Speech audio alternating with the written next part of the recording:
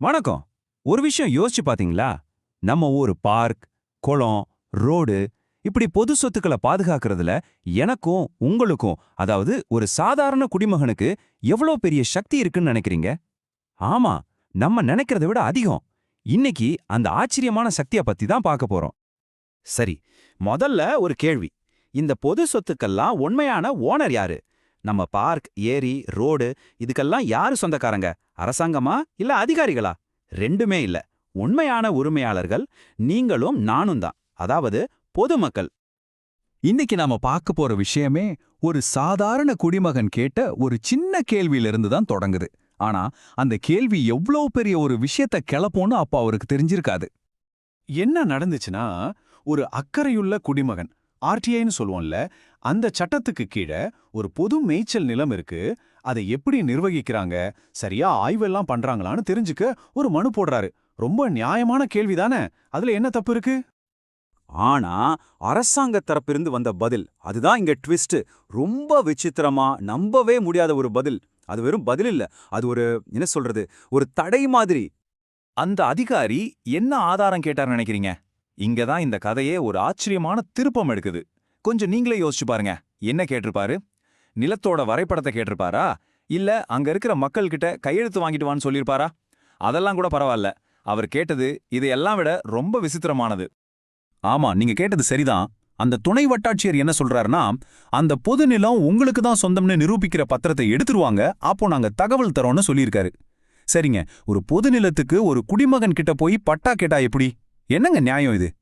இப்ப எனக்கு எப்படி அதிர்ச்சியாச்சோ அதே மாதிரி தான் உங்களுக்கும் இருக்கும்னு நினைக்கிறேன். இதுதான் இங்க ஒரு பெரிய கேள்வி.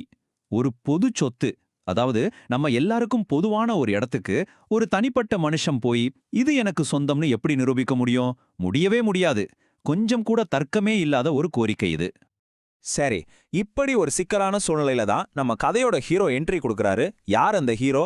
நம்ம இந்திய அரசியலமைப்பு சட்டம் தான். அதுல இருக்கிற பிரிவு 51A(G) தான் நம்ம மக்களுக்கு பெரிய சக்தியை கொடுக்குது.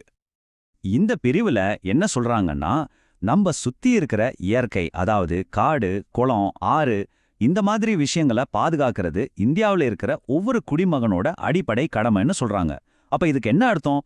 நம்ம பொது வளங்களை யாராச்சும் தவறாக பயன்படுத்தினாலோ இல்ல ஆக்கிரமிப்பு செய்தாலோ அதை பாதுகாக்கிற பொறுப்பு நம்ம கிட்ட தான் இருக்கு.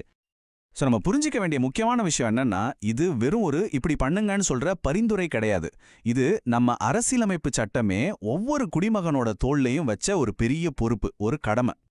ஓகே, இப்போ ஒரு கேள்வி. அரசாங்கமும் அதிகாரிகளும் அவங்க வேலையை சரியா செய்யலனா அந்த அதிகாரம் யார்கிட்ட போகும்?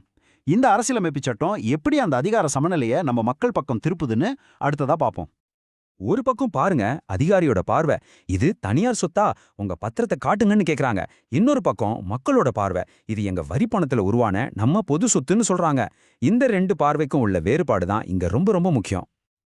சாதாரணமா ஒரு பொது சொத்தை பாதுகாக்கிற முதல் பொறுப்பு அரசு அதிகாரி கிட்ட இருக்கு. அடுத்து நாம தேர்ந்தெடுத்த பிரதிநிதிகள், காவல்துறை, வருவாய்த்துறைன்னு வரும். ஆனா இவங்க எல்லாரும் அவங்க கடமையிலிருந்து தவறும்போது அந்த இறுதி பொறுப்பு யார்கிட்ட வரும்? யோசிச்சு பாருங்க. ஆமா, நம்ம கிட்ட தான். குடிமக்களாகிய நம்ம கிட்ட தான். இப்போ நாம இந்த விளக்கத்தோட முக்கிய செய்திக்கு வர்றோம். விழிப்புணர்வோட இருக்கிற பொதுமக்கள் தான் பொது சொத்துக்களோட உண்மையான மற்றும் இறுதி பாதுகாவலர்கள். இந்த ஒரு விஷயத்த நாம எப்பவுமே மறக்கக்கூடாது. பொது சொத்துனா அது உரிமையாளர் இல்லாத ஒரு அனாதை கிடையாது. அதோட உரிமையாளர்கள் நாம எல்லாரும் தான். அது நம்ம கூட்டு சொத்து, நம்ம பணத்துல உருவாக்கப்பட்டது. சில நேரம் எப்படி ஆகும்னா, அதிகாரிகள் அலட்சியமா இருப்பாங்க. நம்ம பிரதிநிதிகள் பதில் சொல்ல மாட்டாங்க. சட்ட நடைமுறைகள் அப்படியே நின்னு போகும். இப்படி அமைப்பு தவறாகும்போது அநீதிக்கு எதிராக குரல் கொடுக்கிறது நம்ம உரிமையா மட்டும் இல்ல, அது நம்ம இன்றியமையாத கடமையா மாறிடுது. சோ நம்ம இதிலிருந்து எடுத்துக்க வேண்டிய ஒரு ஆழமான முடிவு என்னன்னா, எந்த ஒரு சமூகத்திலையும் விழிப்புணர்வோடு இருக்கிற மக்கள் தான் அநீதிக்கு எதிரான கடைசி கவசம், கடைசி பாதுகாப்பு. இவ்ளோ தெரிஞ்சுக்கிட்டதுக்கு அப்புறம் இப்போ நான் உங்ககிட்ட ஒரு கேள்வி கேட்கறேன். பொது நலன்களின் பாதுகாவலரா உங்க கடமையை செய்ய நீங்க தயாரா? யோசிங்க.